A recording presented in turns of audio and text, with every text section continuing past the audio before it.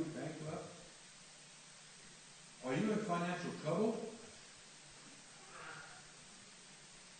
And it seemed as though God answered him back and said, my son, I did tell you that I will supply all your needs according to my riches in heaven.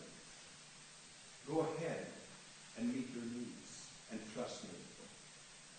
And so the pastor took the $250 and he divided up among his men, the 12 men there, and he said, meet your needs. And so the people began, they organized, they began to come forward, and as they came by, they reached in and they took out what they needed. And the elders there were trying to write it down a little bit, keeping bookkeeping there.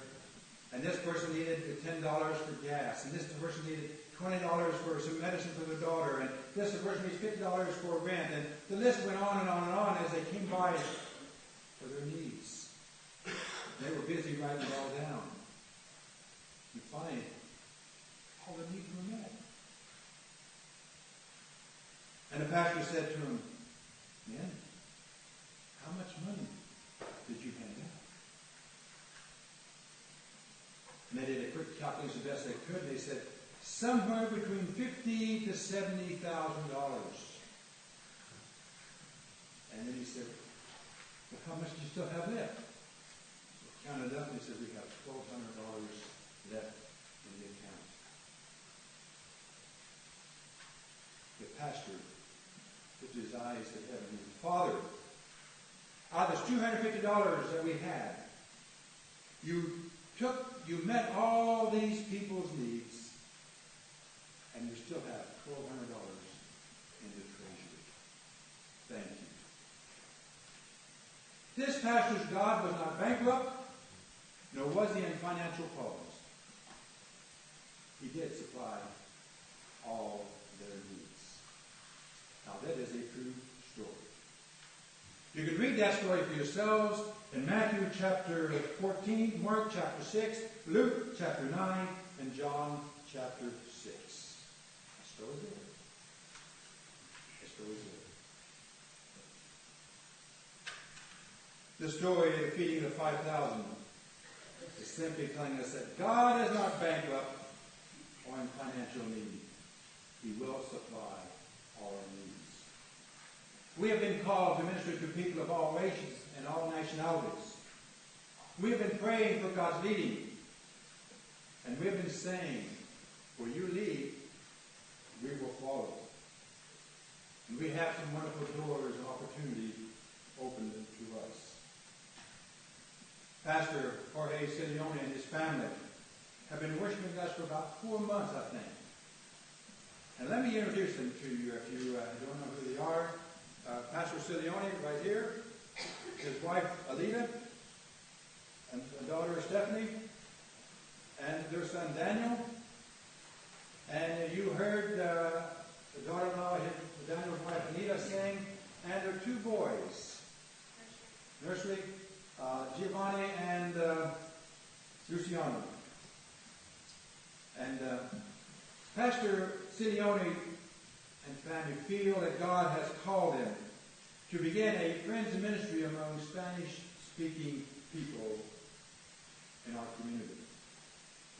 Pastor Sileoni has been approved by our Northwest Sugar Meeting of Friends, which is comprised of churches in Oregon, Idaho, and Washington, to be a Latino church planting pastor. And the Sugar Meeting has asked us, and Pastor Sileoni has asked us, if we, Caldwell Friends Church, would like to partner with them in this new ministry in and around Caldwell. This is a decision we need to make for Hispanic task force that we have appointed in our church and begin to proceed with their work. And we've asked Pastor Sileoni to come today to share with us the message that God has placed upon his heart for us today. And so, Pastor Sileoni, would you come at this time and share what God has laid upon your heart?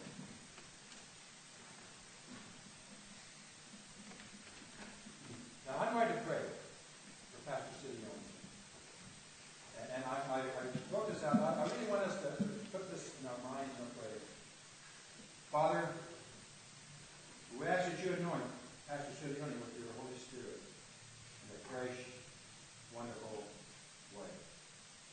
Anoint the words He shared with us. Give us ears to hear what You're saying to us, and hearts to obey what we hear. Amen. Dios les bendiga. And God bless you. Para mí es un placer estar aquí en la iglesia de los amigos en Caldwell. It's a pleasure for me to be here at Caldwell Friends Church today. Y quiero decirles que estar acá arriba no es fácil, ¿verdad? And it says that, and to be here today in front of you is not very easy. Pero hemos orado hace más de 30 años que estoy sirviendo al Señor, pero siempre que voy a predicar estoy algo nervioso.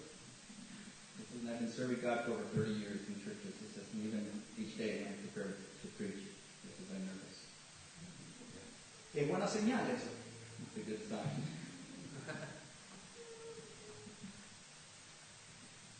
Quiero agradecer al pastor de la iglesia por la oportunidad que me brinda de poder estar acá en su púlpito.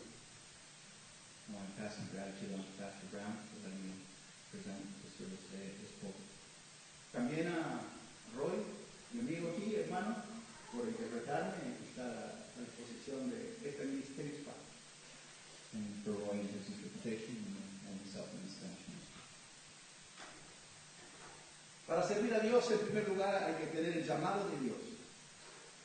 Before one can serve God, he has to have the call of God. Pero muchos son los llamados y pocos los escogidos. And many are often called and often hidden. En esta mañana, antes de predicar la palabra, quiero dedicar un himno especialmente para el pastor de la iglesia.